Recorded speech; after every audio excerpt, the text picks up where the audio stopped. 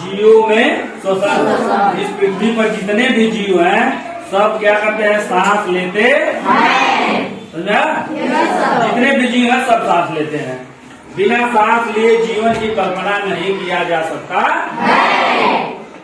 पेड़ पौधे भी सांस लेते हैं। समझा? इसमें हम लोग पढ़ेंगे मानव का श्वसन तंत्र। मानव का सांस लेने की जो क्रिया है उसी को श्वसन करते हैं। क्या कहते हैं? श्वसन। सांस लेना है क्या है? अब देखो मानव का जब श्वसन तंत्र है, हमारे शरीर में जो सांस लेने का जो सिस्टम बना है, जो तंत्र है, उसमें क्या क्या होता है, कौन कौन से अंग हैं, उसके बारे में पढ़ना है। जान लो सब लोग। ये देखो बना है ना, हमारे शरीर में ऐसे सिस्टम बना हुआ है सांस लेने का।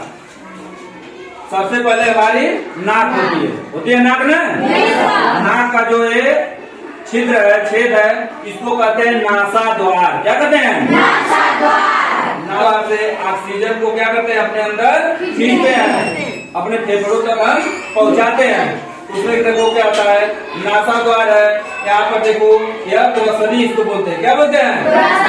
यह एक नली है, इसको ग्रसनी बोलते हैं। इसके बाद यह अपना फेफड़ा हो गया हमारे सीने में, हमारे वक्ष में, हमारे सीने में जो है दोनों तरफ, इधर भी बाएं और दाएं तरफ दोनों तरफ फेफड़े होते हैं। ठीक ना? फेफड़ा का आकार होता है शंकु के आकार का। किस आकार का? शंकु के आकार। अब फेफड़े में देखो क्या होता है, श्वास नली होती है। क्या होती है? श्वास नली होती है। और हमारे फेफड़ों में असंख्य मतलब हम उसको गिन नहीं पाएंगे, छोटी छोटी नली होती हैं। क्या होती है? नली होती है, जिनको हम कहते हैं क्या? श्वसनिया। क्या कहते हैं? श्वसनिया। हमारे फेफड़ों की रक्षा करता है हमारा पसली, हड्डी का एक ढांचा है, देख रहे हो ना, हड्डी का ढांचा है, इधर हड्डी है, इधर भी हड्डी है। वो क्या करता है? हमारे फेफड़ों की रक्षा करता है, हमारे हृदय की रक्षा कर रहा है, हमारे लीवर की रक्षा कर रहा है। कर रहा है कि नहीं? जी सर।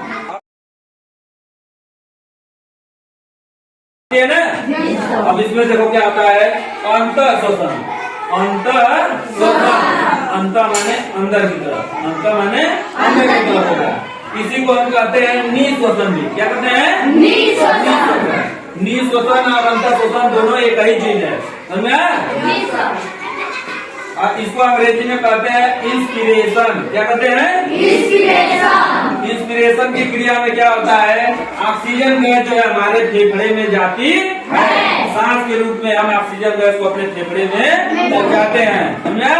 तो इस क्रिया को हम कहते हैं इंस्पिरेशन अंग्रेजी में, और हिंदी में कहते हैं अंतर श्वसन या निःश्वसन। अंतर श्वसन या निःश्वसन। अब इसका उल्टा देखो क्या होता है, जब हमारे फेफड़ों से कार्बन डाइऑक्साइड जब बाहर आती है, कार्बन डाइऑक्साइड बाहर आती है, क्या होता है, उसको कहते हैं उच्च श्वसन। क्या कहते हैं? उच्च श्वसन या निःश्वसन। निःश्वसन यह क्या है? निःश्वसन और निःश्वसन अंतर है दोनों में, देख रहे हो ना? हाँ, तो इसको ध्यान रखना। और इसको अंग्रेजी में कहते हैं एक्सपीरेशन। क्या कहते हैं? एक्सपीरेशन। समझा?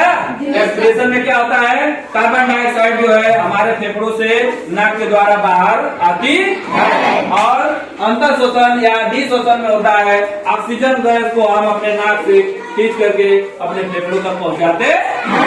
समझा? अब यह दोनों क्रिया को मिला करके सांस अंदर खींचना और बाहर निकालना, मतलब ऑक्सीजन को अंदर खींचना और कार्बन डाइऑक्साइड को बाहर निकालने, इन दोनों क्रियाओं को मिला करके एक साथ बोला जाता है श्वासोच्छ्वास। क्या बोलते हैं? श्वासोच्छ्वास। इसको सही से याद कर लो, श्वासोच्छ्वास। इसको अंग्रेजी में कहते हैं ब्रीथिंग। क्या कहते हैं? ब्रीथिंग। ब्रीथ माने सांस लेना। समझा?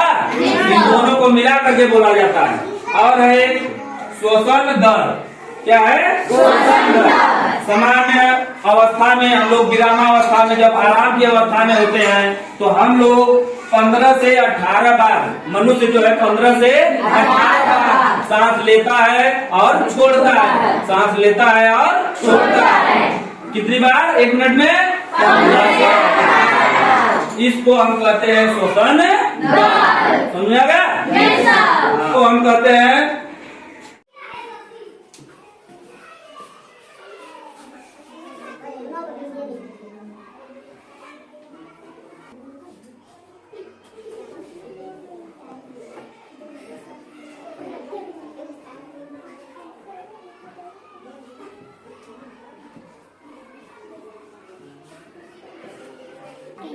हाँ।